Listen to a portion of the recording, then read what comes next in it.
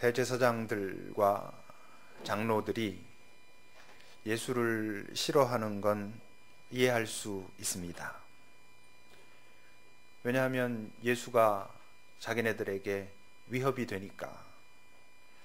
지금까지 잘 누려오던 것들이 예수가 나타나면서부터 흔들리기 시작하고, 그리고 지금까지 유지되던 가치관과 전통들, 자신들에게 좋은 그런 가치관과 전통들도 저 예수가 나타나서 막 흔들어 놓으니까, 자신들의 삶에 위협이 되니까 그들이 예수를 싫어하는 건 이해할 수 있습니다. 로마 총독 빌라도는 잘 살펴보면 예수님께 관심이 있어요. 그리고 조금 우호적이기까지 합니다. 그것도 이해가 되지요. 왜? 빌라도는 예수가 자기가 가지고 있는 자기의 기득권을 위협할 거라고 전혀 생각하지 않아요. 예수 때문에 자기가 누리고 있는 것들이 흔들릴 거라고 생각하지 않아요. 안전하다고 생각하는 거죠. 더 나아가서 예수에 관한 이야기들을 들어보면 뭔가 이 양반에게 뭔가 있어 보이고, 그 뭔가 있어 보이는 것이 나에게 유리하게 작동될 수도 있다고 생각하니까 그에게 대해서 궁금해요. 그리고 호의적일 수도 있어요. 그러나 잠시 후에 예수를 십자가에 못 박게 내어줄 때는 또 그것도 이해할 수 있어요. 왜? 성경을 보면 끝까지 빌라도가 예수를 지키려고 하니까 거기 있는 많은 사람들이 밀란이 일어나려고 했다 그랬거든요. 별로 자기한테 유리하지 않은 거예요. 별로 챙길 것도 없어 보이고, 그러니까 죽게 내주는 것이죠.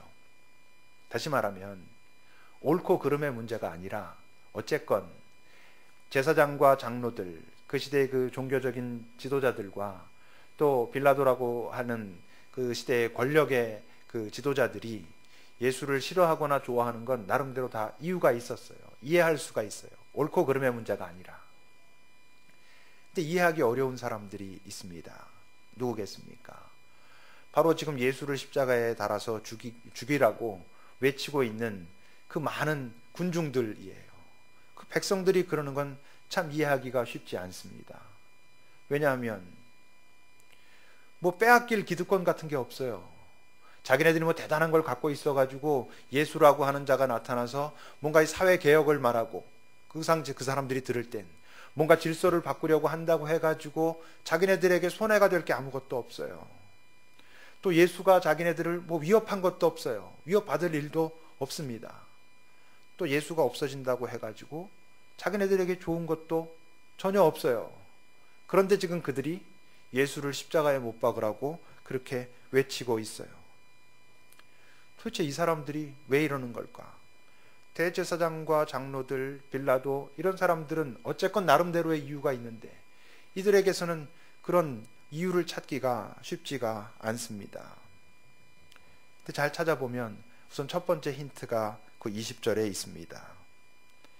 20절을 보면 대제사장들과 장로들이 그 무리를 권해서 바라바를 달라고 하고 예수는 죽이자, 그렇게 하게 그들에게 권했다 그래요. 헬라어 성경에 그 권하다라는 말이 페이도라고 하는 단어인데, 그 단어의 의미는 확신시키다, 그렇게 믿게 하다, 이런 의미가 그 안에 들어있어요. 그러니까 지금 그 지도자들이 군중들에게 뭔가를 확신시키는 거예요. 어떤 확신을 시키고 있을까요? 바라바를 달라고 하는 게 그게 옳아, 그게 좋아, 이 예수는 죽어야 할 사람이야, 살아있어야 할 필요가 없어, 이 사회의 암적인 존재야, 우리가 믿는 하나님 앞에서도 아주 안 좋은 존재야 라고 그들을 계속해서 각인시키는 거예요. 그렇게 믿게 하는 것이죠. 대중은 어리석은가 라고 말하면 긍정하기가 어려운 부분들이 많이 있어요. 억울하기도 하고, 또 실제로 이 세상 역사를 보면 대중들에 의해서 큰 역사들이 변화된 것들이 분명히 많이 있어요. 그럼에도 불구하고 적어도 대중은 어리석게 될 가능성이, 그런 위험성이 있어요. 조정당할 그런 위험성이 있다고 하는 것이죠. 일반적으로 여러분 우리가 많이 이야기하지만 정치인들이 국민들을 두려워합니까? 별로 두려워하지 않아요. 왜 그들이 국민들을 두려워하지 않습니까? 겉으로 말은 어떻게 하든 자신들이 국민들을 섬긴다, 뭐 두려워한다 이런 말은 하지만 실제로 그들의 나타나는 모습을 보면 두려워하지 않는 것처럼 보이는 이유는 무엇입니까? 다루기 쉽다고 생각하기 때문이죠. 그들은 그렇게 생각해요. 꼭 본질이 아닌 몇몇 자신들에게 유리한, 부각시키면 자신들에게 유리해 보이는 몇몇 사건들만 가지고도, 또는 왜곡되거나 조작된 어떤 이미지만을 가지고도 이 사람들은 얼마든지 이끌 수 있다라고 그렇게 생각해요. 또 실제로 그런 경험들을 하거든요. 그러니까 국민들이 그다지 정말 진심으로 두렵지 않아요. 필요에 따라서 신경을 쓸 뿐이죠. 선거 때 그들이 국민이 아니라 유권자가 됐을 때, 그들이 표를 가지고 있을 때 신경을 쓰긴 하지만 그렇게 심각하게 정말 국민들을 두려워하느냐, 어떤 상황이 돼서 두려워할 만한 상황이 되면 정말 두려워하겠지만 그들에게 별 문제가 없어 보일 때에는 국민들을 두려워하지 않아요. 쿠데타를 일으킨 세력이 여러분 제일 처음으로 접수하고자 하는 데가 어디입니까? 방송국, 신문사, 요즘 같으면 인터넷 사이트 이런 데를 접수하려고 합니다. 왜 그래요? 이들이 알거든요. 많은 일반 대부분의 이 사람들은 정말 이 큰 본질적인 흐름이 무엇인지, 정말 핵심이 무엇인지를 찾고 그것 때문에 고민하고 그것에 근거해서 판단하려고 하지 않고 자신들에게 그냥 제공되는 그 정보를 가지고 대부분 판단한다라고 이들이 알고 있기 때문에, 그동안 많이 그래왔기 때문에 거기를 빨리 접수를 해야 되는 거예요. 그래서 자신들이 정당한 세력인 것을 사람들에게 계속 말해야 된다라고 생각하는 거죠. 지금 예수님을 대제사장과 장로들이 무리를 권해서 그들에게 뭔가를 각인시켜서 뭔가를 확신시켜서 지금 예수를 어떻게 몰아가고 싶어 합니까? 세상과 교회를 어지럽히는 이단아, 저 사람이 이 땅에 살아있는 한 세상은 계속해서 혼란스럽고 뭔가 분열되고 갈등이 끊이지 않을 거라고 계속 각인시키고 있는 것이죠. 이 사람들이 보니까 처음엔 안 그런 줄 알았는데 뭔가 저 예수라고 하는 자를 보면 정말 그럴 것도 같은 거예요. 점점 그렇게 믿어지는 거예요. 그러니까 어때요? 대중들은 지금 예수를, 세상을 바꿀 힘이 없어요. 전에는 예수가 세상을 바꿀 힘이 있는 것처럼 보였었거든요. 근데 이제 돌아가는 걸 보니까 저는 세상을 바꿀 힘도 없고 그리고 자기 편도 하나도 없는, 지금까지 뭐라고 대단한 말을 했던 것 같고 자신들이 분명히 마음이 혹하기도 했었는데 지금 와서 이 상황 속에서 보니까 허풍뿐인 사기꾼으로 그렇게 점점 각인되고 있는 것이죠. 그런 부분이 있었을 거예요. 그들이 그렇게 권하니까, 그렇게 점점 인식되니까. 그런데 그것만 가지고 이해하기에는 조금 부족한 것 같아요. 다시 말하면 지도자들이 예수에 대해서 왜곡하게 믿게 하고 말하고 비난하고 그래가지고 정말 그 많은 사람들이 다 그렇게 믿었다고만, 그것이 이유의 전부라고만 하기에는 좀 이상한 것은, 이 지금 예수를 십자가에 못 박으라고 말하고 있는 거기 있는 그 사람들 중에 참 많은 사람들은 실제로 예수의 능력을 본 사람들이거든요. 예수의 기적을 경험했던 사람들이 거기에는 꽤 많이 있단 말이에요. 예를 들면 오병이어의 기적 같은 것은 그 오병이어의 기적의 현장에 있었던 남자만 5,000명이라고 하니까 여자나 어린아이들, 노인들까지 하면 훨씬 더 많은 수가 그 기적을 경험했어요. 얼마나 그런 이야기들을 나눴겠어요. 근데 그렇게 쉽게 예수에게서 돌아설 수가 있는가 하는 것이죠. 또 그 중에서 또 꽤 많은 사람들은 어떻겠습니까? 실제로 자기네들이 예수의 어떤 기적적인 치유를 경험한 사람들이에요. 어떤 회복을, 어떤 위로를, 그분의 어떤 위엄을 경험한 사람들이거든요. 그런데 어떻게 이렇게 쉽게 예수를 십자가에 못 박으라고 이렇게 냉정하게 나설 수 있는 걸까? 그러니까 분명히 그들 안에는 내적인 다른 이유들이 있어요. 어떤 것들이 있겠습니까? 아마도 첫째는 이제는 더 이상 저에게 얻을 게 없다라고 판단하는 것 같아요. 더 이상 기대하지 않는 것이죠. 분명히 무언가를 얻었어요. 많은 사람들이 무언가를 경험했어요. 그래서 왕으로 삼으려고까지 했었잖아요. 그런데 지금 흘러가는 상황을 보니까 이젠 더 이상 저에게 얻을 게 없구나, 더 이상 저에게 뭔가를 기대해도 소용없구나 라고 하는 그런 판단들을 내리고 있어요. 그들에게 이제 모든 필요가 다 채워져서? 아니에요. 여전히 그 전에 몸이 아팠던, 상황이 어려웠던, 마음이 아팠던 어떤 부분은 치료가 됐지만 아직도 그들에겐 필요한 것이 있었어요. 실제로 그래서 예수를 계속 따르려고 했었어요. 그런데 보니까 이자는 자신들이 이제 조금 더 필요한 그 어떤 것을 채워줄 생각이 별로 없어 보여요. 없어 보일 뿐만 아니라 이 흐름들을 보니까 그렇게 할 수 있는 능력도 없어 보이는 거예요. 그러니까 그가 더 이상 필요 없는 것이죠. 그뿐입니까? 그냥 그렇기만 했다면 뭐 내가 더 이상 줄 게 없구나, 기대할 게 없구나, 그냥 그러기만 했다면 굳이 뭐 죽이라고까지 했겠습니까? 그런데 어떻습니까? 이제는 더 이상 저 예수라고 하는 자를 따라다니거나 그를 인정하거나 그와 함께 있는 게 나에게 위협이 되기 시작한 거예요. 나에게 손해가 일어나기 시작한 거예요. 그와 함께 있으면 이젠 내가 가지고 있는 어떤 것을, 그나마 가지고 있는 그 조금의 어떤 것을, 심지어는 생명까지도 위협받을 수 있다는 것을 이들이 느끼기 시작하는 거예요. 그러니까 예수는 없어지는 게 좋은 거예요. 그뿐이 아니죠. 그를 생각하면, 그와 만났던 그런 장면들을 생각하면, 그와 마주쳤던 눈빛들을 생각하면, 그에게서 느꼈던 내 마음의 어떤 울림들을 다시 회복하고 생각해 보면 뭔가 이전과 똑같은 삶을 살면 안 될 것 같은 부담이 내 안에 있는 거예요. 그게 옳은 것 같은 거예요. 근데 불편하잖아요. 자연스럽지 않잖아요. 익숙하지 않잖아요. 여러분, 뭔가 변화된다는 건 익숙하지 않은 것으로 들어간다는 거죠. 그건 틀림없이 변화는 불편을 전제해요. 근데 이들이 지금까지 살아오던, 얻은 건 잘 얻었지만 지금까지 살아오던 삶과 다른 삶을 살아야 한다라고 하는 그 부담을 계속 주는 저 예수의 존재가 불편한 거예요. 그뿐이 아니죠. 지금 예수는 어때요? 그를 만났을 때 모든 사람들이 하는 경험들이 있어요. 내 내면에 있는 깊은 상처, 죄, 어두움들을 그는 다 통찰하고 있는 거예요. 그러니까 그를 보면 내 모든 게 다 들키는 것 같은 거예요. 또 실제로 내 모든 과거를 그는 다 알고 있어요. 내 그 아픈 과거, 부끄러운 과거가 드러나는 게 뭐가 좋겠어요? 어떤 사람이 내 그런 모든 과거를 다 알고 있다는 게 뭐가 좋겠어요? 그가 어떤 능력이 있거나 나와 깊은 유대가 있거나 나를 여전히 사랑하거나 그렇다면 그나마 좀 안심이 될 텐데, 저가 능력도 없고 힘도 없고 이젠 오히려 위협 속에 빠진 인간이 되었다라고 그들이 보게 될 때 자신들의 그런 과거를 알고 있는 것이 뭘 좋겠어요? 그러니까 어떻습니까? 지도자들이 예수는 나쁜 놈이야, 저건 이 땅에 살려두면 안 되는 인간이야 라고 말하는 것도 아무 작용을 하지 않은 건 아니겠지만 이들의 내면 속에서 지금 외치고 있는 솔직한 본심이 뭡니까? 이젠 더 이상 나에게 당신이 필요 없어 라고 말하는 거죠. 당신이 있는 게 나는 불편해.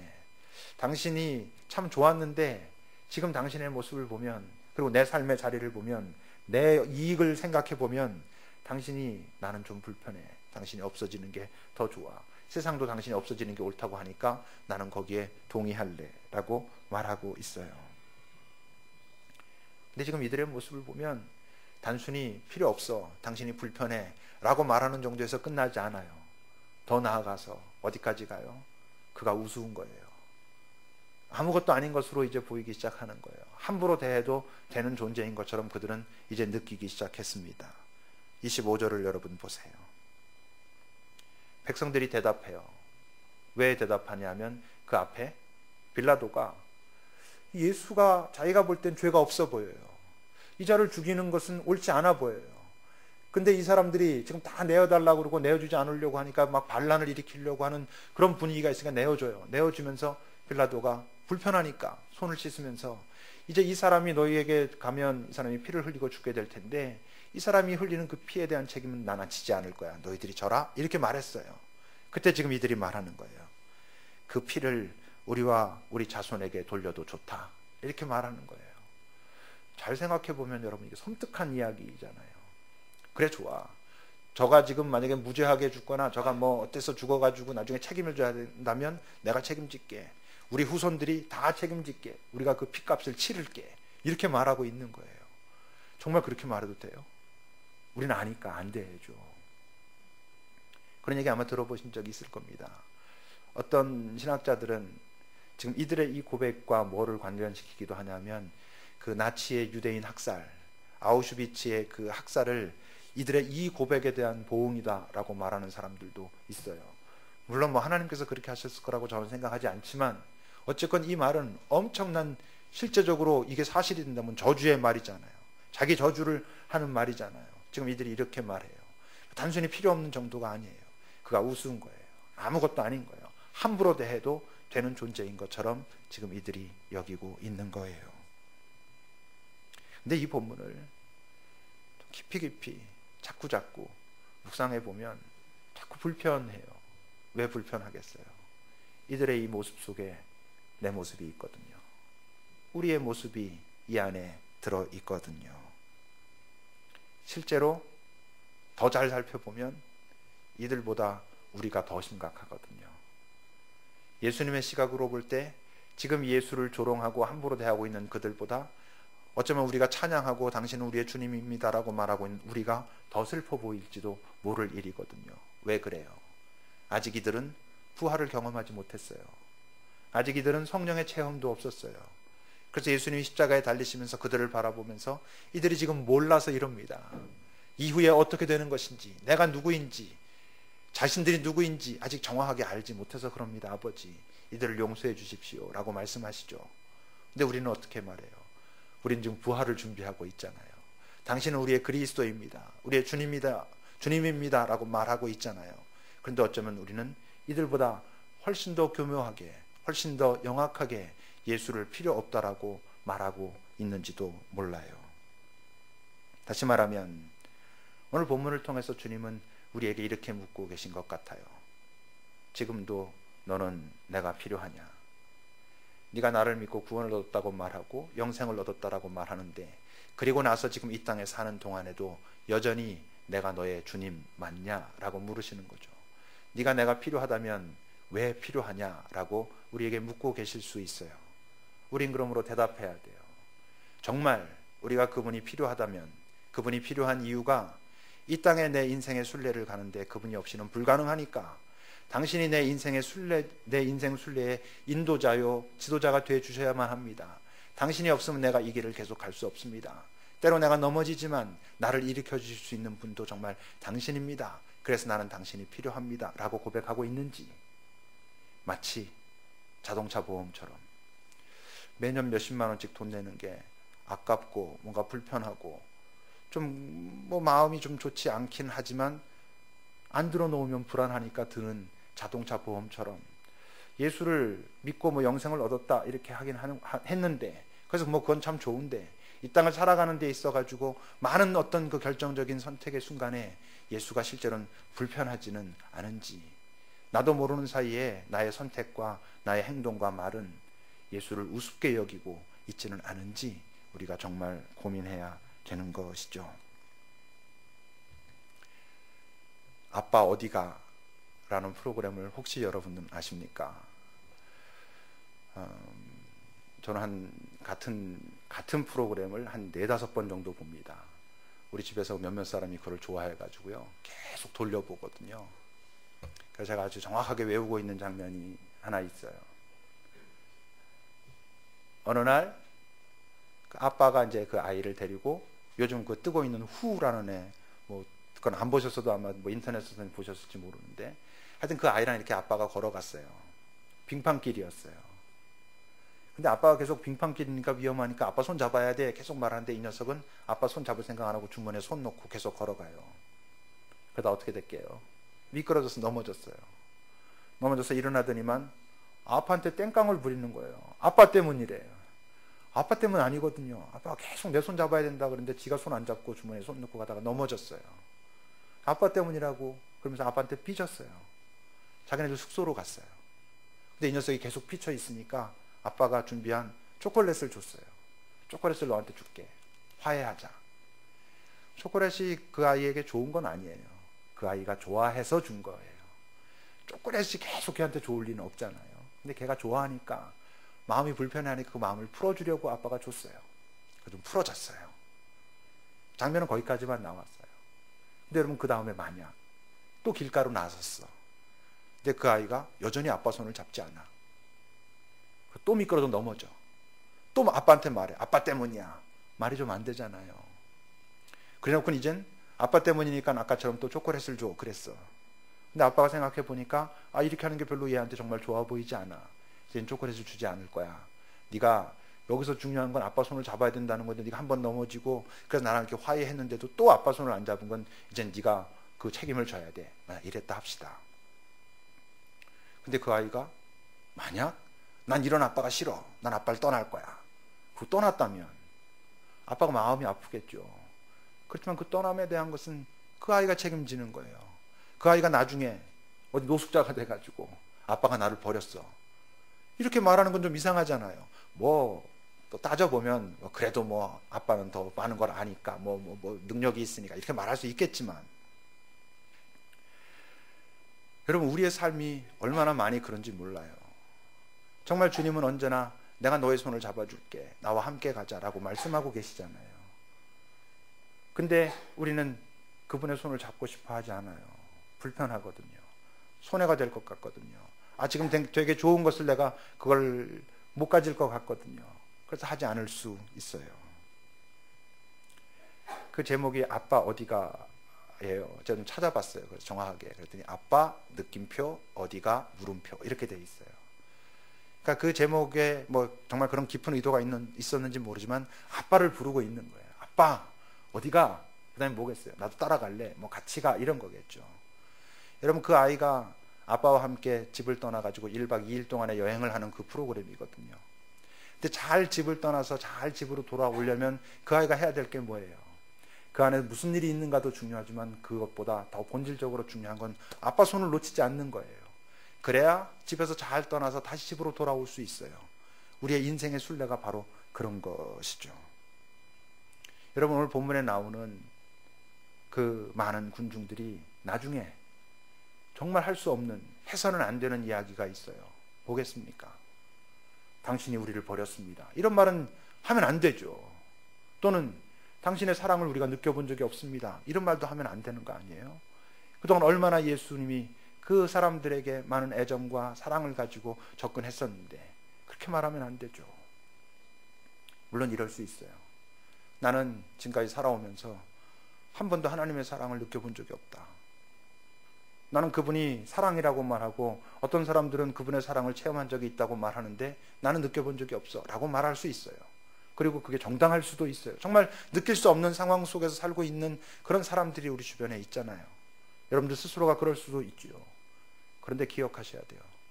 그럼에도 불구하고 바로 그렇다는 그 이유 때문에 여러분들 스스로 판단을 해서 예수로부터 멀어지면 안 돼요. 오히려 그렇다면 쉽지 않겠지만 혼자서는 어려울 수도 있겠지만 여러분 더 가까이 다가서야 돼요. 나도 당신이 사랑이라면 정말 당신이 사랑인 것을 알고 싶습니다. 느끼고 싶습니다. 그분께 더 가까이 다가서야 돼요. 왜 그래요? 우리가 지금 스스로 판단할 때 지금은 예수가 별로 필요 없는데 라고 생각할 수 있을진 모르지만 여기는 우리들 모두는 지금도 여전히 예수가 필요한 사람들이거든요. 예수가 없이는 제대로 살 수가 없는 사람들이거든요. 그러니까 여러분 오늘 말씀을 통해서 주님께서 우리에게 하시는 음성을 들어야 돼요. 지금도 너는 내가 필요해. 주님은 그렇게 말씀하세요. 마치 우리에게 간청하는 것처럼. 좀 이상하지만 우리가 주님 저와 함께 하여 주십시오라고 해야 되는데 우리는 그분을 가끔씩 아니면 자주 불편해하는데 그분은 여전히 우리에게 이 사람아 너는 지금도 내가 필요한 사람이야 라고 말씀하고 계세요. 그 음성을 여러분들이 들을 수 있기를 바라요. 그리고 그 음성을 받아들일 수 있기를 바라요. 그리고 주님께 한 걸음 더 가까이 가세요.